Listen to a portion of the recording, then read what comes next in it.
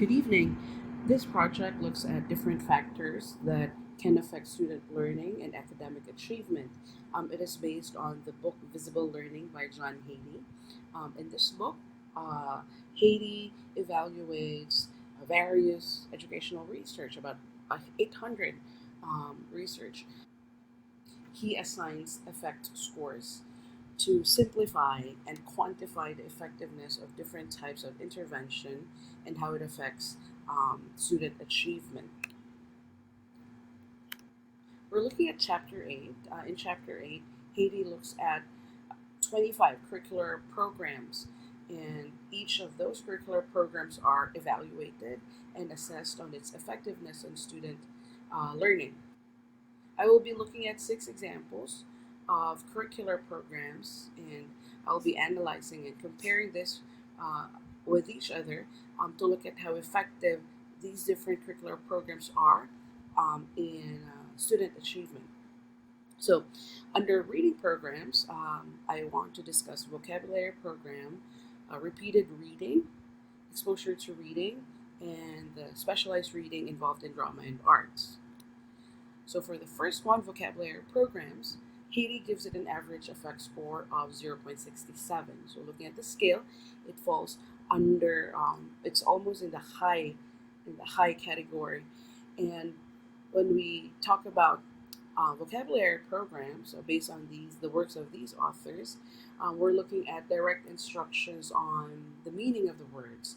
This is where teachers explicitly provide information or definition and teaches students how to look for context clues to be able to look at the meaning of the words. Some teachers implement the use of mnemonics to strengthen recall, and therefore this can affect student comprehension. All of these interventions to strengthen vocabulary um, ensures that students have a deeper understanding of the words and that they're always exposed to the words. Therefore, the studies show that vocabulary intervention really increases reading skills and also comprehension. The second curricular program is repeated reading. Haiti assigns it an effect score of 0.67, similar to vocabulary programs. So these are based on the works of these researchers. Basically, repeated reading means reading over and over again to students. Reading over and over until students um, reach substantial understanding of the text, or also mastery of the text. So, rereading texts to students increases comprehension and reading fluency. The authors mentioned that repeatedly reading a text develops automaticity, word recognition, and word decoding. So, all of this really strengthens reading comprehension, hence the high effect score of 0.67. The third factor, or curricular program here, is exposure to reading, again, based on the study of these researchers. So Haiti gives it an overall average effect score of 0.36.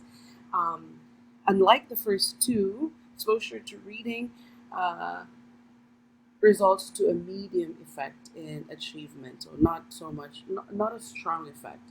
Um, and according to Haiti, the effect of the effect of reading to students differ whether it's a teacher or the parent or a volunteer reading to the student. So when teachers read to the student, usually teachers read aloud. It's used as a teaching tool. Um, and it affects the development of oral language and just reading overall. When parents read to students or parents read to their children, basically the effect is engaging or exciting the children on reading. Um, it does affect vocabulary acquisition and it affects literacy improvement. However, when volunteers read to students, there's little effect. Also, when a teacher teaches silent reading, there's also little effect. So overall, whether it's teacher reading, parent or volunteer or silent reading, it has a low effect on student learning, student achievement.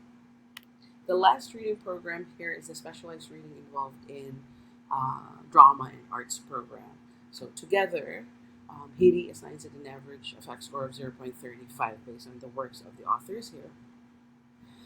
Okay, so looking at drama activities. So the different activities in drama classes basically strengthens oral language skills, develops self-esteem, improves students' reasoning abilities, and it does have a positive effect on student learning, but it's more seen in elementary school students rather than the older levels.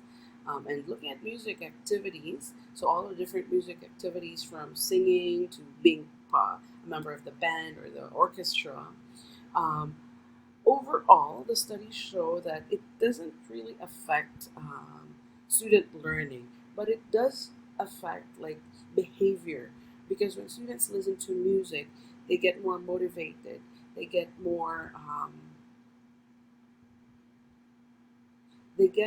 motivated, and therefore they get more engaged. So greater engagement in schooling, but in learning, it doesn't really affect their academic performance.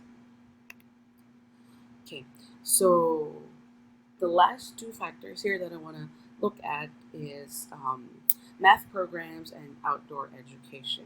So looking at the math program, specifically looking at the use of manipulatives, in this case calculators. So it's based on the work of these researchers. So Haiti gives it an average FX score of 0.27. So this is much lower than the first four that I just discussed. The use of calculators, you will think, can make problem solving more efficient. However, it doesn't really make learning easier. Math is still challenging. However, the use of calculators um, lessens the cognitive load. So there's still that problem solving. It's just made easier by calculators. But overall, it does not really improve. It doesn't have a strong effect on improving learning. It has a low but positive effect. So teachers teach while using the calculators, and students join in, and it does affect their understanding. It helps them understand better. However, the effect is more noticeable in the lower performing students. It was mentioned that it can even have a negative effect for high ability students. It does affect more of the upper school students, obviously, because that's when they learn more of the higher level math skills. And again, the overall effect is just minimizing the cognitive workload. So, in short, it improves their overall attitude, makes wanting to study math easier. Um, but really, the improvement or the effect in learning by using calculators is very low. So it's about low to about medium. But overall, I would assess it to be under low. 0.27 is just right here. Okay, then the last factor here is outdoor education. So I thought at first before reading this was referring to field trips or educational trips outside the classroom. But I was mistaken. So there is really a curricular program that is outdoor education. This is basically long term. Students can take this for several weeks or in a semester. It's designed where students are outside, learning outside, like in a camp setting. So Haiti gives it an average FX score of 0.57. Um, this surprisingly, the effect of outdoor education is as high as the reading intervention I just mentioned earlier. And this is because, at least the authors mentioned, that outdoor education offers challenging learning intentions with clear criteria and where students are given constant feedback. According to research, the longer the program, the more effective education is. And it's more effective in younger grades. And this is what I appreciate after reading this portion of the book, the chapter, that it has positive after effects, not just positive effects, but positive after effects. So the effect persists more than a grade level. So the whole experience affects the students years after outdoor education has taken place. So, looking at all of the 6 factors, listing it from the most effective to the least effective in student learning. So um, we have the reading programs, vocabulary, repeated reading, and we have, again, surprisingly, outdoor education. This is like, I would say, like a special type of curricular program, like an extracurricular program, but it is as effective as the other reading programs here. So all of these can strengthen, can affect student learning the most. Whereas exposure to reading and specialized reading and drama and the arts basically has a medium effect, um, like the medium effect. Again, as the teacher mentioned, it falls under transactional. Like they really have to achieve this to be able to move to the next grade level. And then lastly, the use of manipulatives, the use of calculators doesn't really have an effect on student learning. Just minimizes the stress involved in solving math problems, but overall not really a big huge effect on student learning and achievement. So again, there are 25 factors, but I just wanted to look at these 6 and compare them amongst each other, and this is our overall findings. Thank you.